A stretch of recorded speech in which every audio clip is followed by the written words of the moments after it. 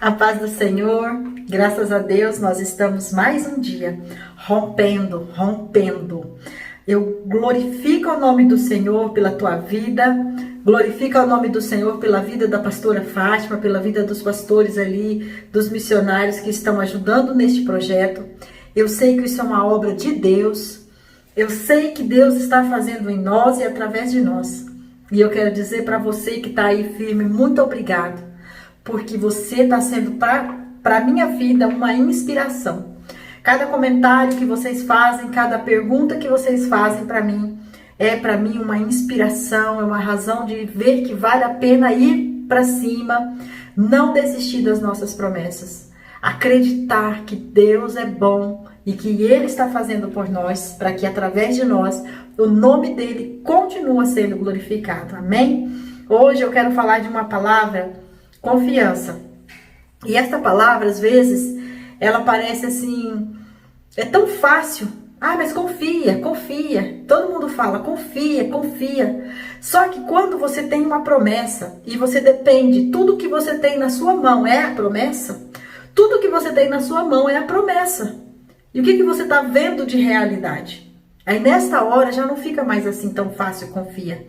E é isso que eu quero falar hoje. Hoje eu quero ler para vocês aqui, fazer assim só um link das coisas quando o Senhor Deus falou com Abraão, que era para ele sair do meio da parentela dele. Isso está no capítulo 12 do Gênesis.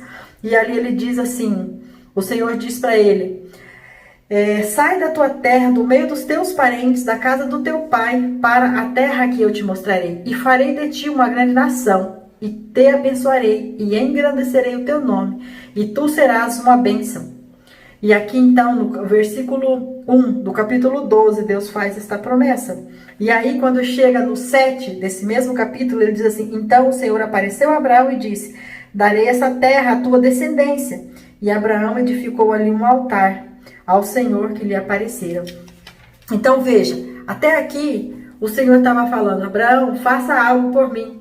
Sai daí, sai do meio desse povo. Eu vou te fazer uma grande nação.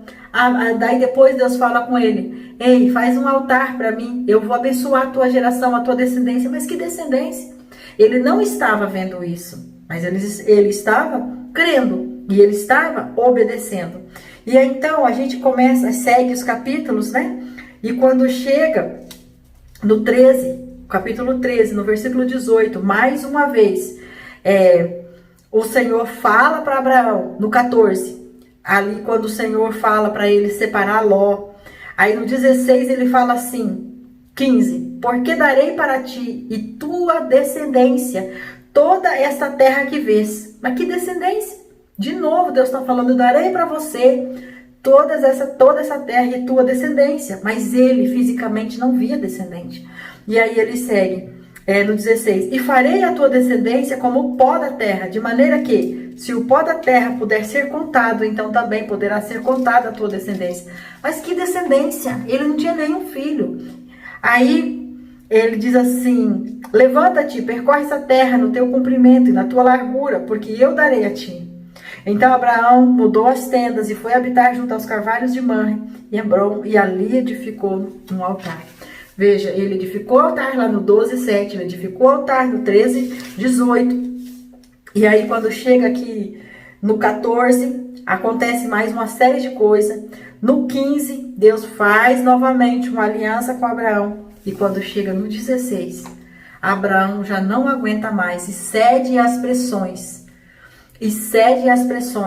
E a conversa de Sara, e vai lá e toma Agar por esposa para ter o filho. Porque então ele entende, mas como nós, assim, eu estou perdendo alguma coisa, porque tem uma promessa sobre a minha vida, mas eu não vejo acontecer. Então eu preciso fazer algo, eu preciso de algo palpável. E aí, isso aqui, quando aconteceu, isso aqui, o Senhor Deus vê isso e não se agrada disso. Por quê? Não era isso que ele estava falando. Então hoje, aí quando chega no 17, Deus fala para Abraão, lá no 17:15. Então Deus diz a Abraão, quanto a Sarai, tua mulher, não lhes chamarás mais Sarai, mas o seu nome será Sara. Eu a abençoarei, também te darei um filho por meio dela. Sim, eu a abençoarei. Ela será mãe de nações e dela procederão reis de povos. Abraão prostrou-se com o rosto em terra, riu-se e disse no coração: poderá um homem de 100 anos gerar um filho? Dará à luz Sara aos 90 anos? E disse Abraão a Deus: considera diante de ti a vida de Ismael. E Deus lhe respondeu: na verdade, Sara, tua mulher, lhe dará um filho, e ele chamará Isaque. Firmarei minha aliança com ele, como aliança perpétua para a sua futura descendência. Então aqui eu vejo assim a promessa de Deus se cumprindo através da vida de Abraão, depois de Abraão ter se resbalado tantas vezes.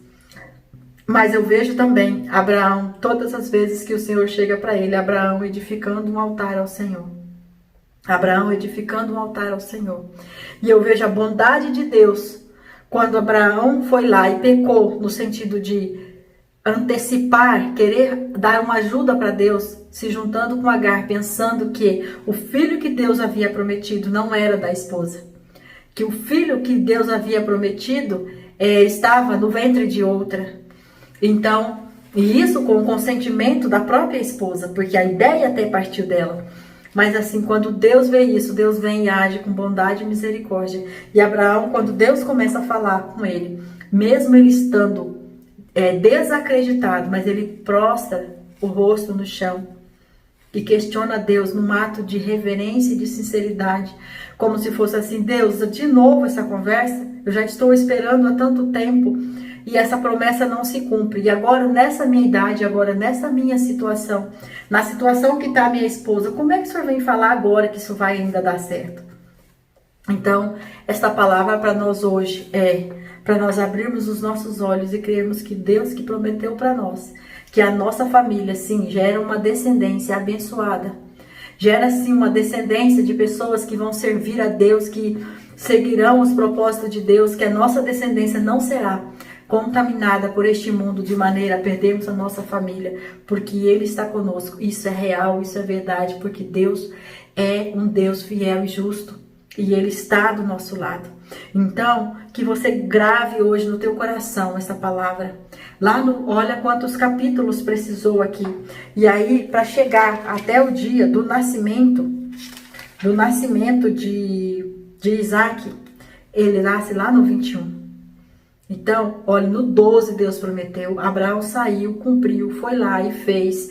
No 13 o Senhor volta, cumpre mais, fala mais uma vez, conversa mais uma vez. E Abraão está escutando, e Abraão está vivendo isso, está vivendo a pressão. Imagina o que passava na cabeça desse homem todo dia, vendo essas promessas, falando dessas promessas, porque vai acontecer, porque essa terra é para você, porque é a tua descendência. Mas que descendência? E aí o que acontece? Ele segue. Quando chega no 17, quer dizer, quando chega no 16, ele cede as pressões. Mas veja bem, já são 4 capítulos. Eu não sei quanto isso representa em anos, né? Aqui eu não estudei isso hoje para falar sobre isso aqui, mas isso representou um tempo. Então, às vezes você está aí orando, buscando há 10 anos, 15 anos, 18 anos, não sei quanto tempo você está orando. Ou talvez seja poucos dias, mas diante da angústia, do desespero, parece uma eternidade.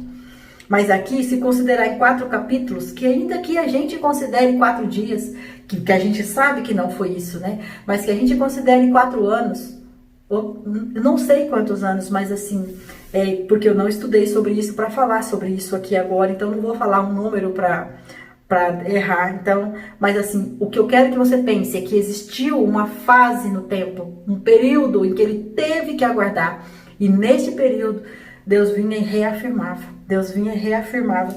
E então no 16 ele ainda vai lá dar essa escorregada. E aí, então, quando chega no 17, Deus chega e chama a atenção dele, renova a aliança com ele. E ainda assim, mesmo Deus voltando ali, chamando a atenção dele, renovando a aliança com ele, ainda passa o 18, o 19, o 20, e só no 21 é que Isaque nasce. Só que valeu a pena esperar. Valeu a pena esperar, porque nada pode se comparar ao dia da sua colheita, quando você vê que o Senhor honrou aquilo que prometeu, porque o Senhor é um Deus fiel e Ele fez, e Ele continua fazendo, e assim como Ele cumpriu naquele dia, mesmo Abraão se resbalando, mesmo Abraão pensando que ele ia conseguir esse filho através de outra pessoa. Assim nós muitas vezes olhamos para casa, não tem o ditado que diz que a grama do vizinho é mais verde? Às vezes olhamos para a vida do vizinho, ou do amigo, ou do parente, falar a vida dele tá boa, porque lá na casa dele acontece isso, porque lá acontece aquilo. Ou então de repente, meu marido tá um chato, então eu vou arrumar outro, vou sair dessa casa. Como nós já falamos, desistir não é uma opção. Uma opção é foco, é promessa, você tem aliança, você fez esse combinado diante de Deus. Existia um tempo em que a tua intenção era boa, existia um tempo em que a intenção dele era boa, ou a dela era boa. Existia um tempo em que havia uma conexão perfeita. Por que isso se perdeu? Onde foi que a influência externa teve tanto lugar, tanto crédito aí dentro desse relacionamento? Então, por que isso está acontecendo? Como é que você tem permitido isso? Como é que eu tenho permitido isso? E em que momento nós não estamos confiando naquilo que Deus falou? Porque Abraão aqui, ele deixa claro que quando ele começa a rir, é como se ele falasse assim, de novo essa conversa. Já escutei isso, há quanto tempo que eu estou esperando? E aí Deus chama a atenção dele e fala, é através da tua mulher, sim, eu vou fazer.